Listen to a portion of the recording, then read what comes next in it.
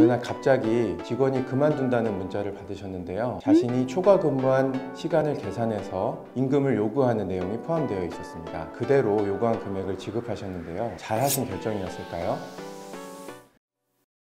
최근 스타트업, 신규 창업에 대한 관심이 높아지면서 자연스럽게 5인 미만 사업장이 굉장히 많이 늘어났습니다. 그래서 오늘은 5인 미만 사업장에서 특별하게 적용해 볼 수 있는 법 4가지를 소개해 드리고자 합니다. 첫 번째는 가산수당입니다. 제가 아는 편의점 사장님이 어느 날 갑자기 직원이 그만둔다는 문자를 받으셨는데요. 그 안에는 자신이 초과 근무한 시간을 계산해서 수당을 합하여 임금을 요구하는 내용이 포함되어 있었습니다. 사장님은 처음 사업을 하시는 분이었고 일반적으로 좀 더 챙겨줘야 된다는 생각 때문에 그대로 요구한 금액을 지급하셨는데요. 잘하신 결정이었을까요?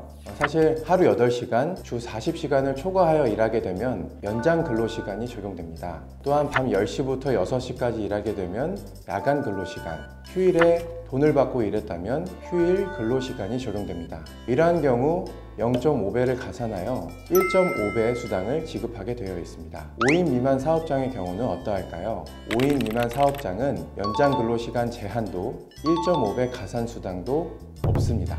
잘 기억해 두시면 좋겠죠? 두 번째는 근로시간, 연장 근로시간에 대한 제한이 없습니다. 7월 1일부터 5인 이상 사업장의 경우에는 근로자와 사업자 간의 합의하에 주 52시간 근로를 할 수 있습니다. 하지만 5인 미만 사업장의 경우에는 이 법이 적용되지 않습니다. 따라서 연장 근로와 근로시간에 대한 제한이 없고 법적인 보호도 받지 못합니다. 세 번째는 비교적 해고가 수월합니다. 그냥 해고를 진행할 수 있다는 말인데요. 다만 해고를 제한하는 기간이 있습니다.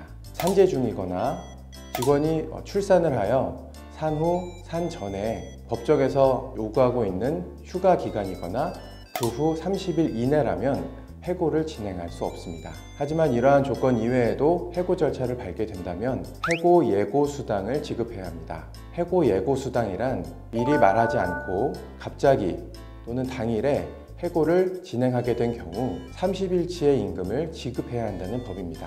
만약 미리 30일 전에 이 해고를 통지하였다면 이 수당을 주지 않으셔도 됩니다.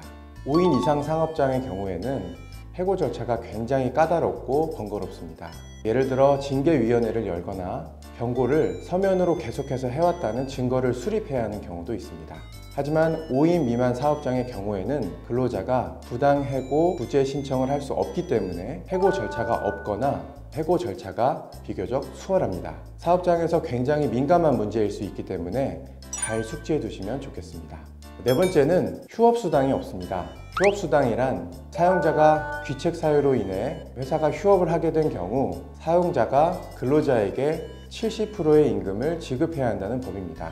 코로나 때문에 굉장히 많은 이슈가 되었었는데요. 예를 들어 매출이 급감했거나 일거리가 없어서 하루 또는 수주 동안 회사가 문을 닫게 되는 경우라면 대표자가 근로자에게 70%의 임금을 지급해야 합니다. 하지만 5인 미만 사업장의 경우에도 이 법이 적용되지 않습니다. 따라서 내일 당장 쉬더라도 임금을 지급할 의무가 없습니다. 오늘 이렇게 5인 미만 사업장에서 챙길 수 있는 4가지 특별한 법을 안내해 드렸는데요. 잘 숙지하고 기억하신다면 도움이 되리라 생각됩니다.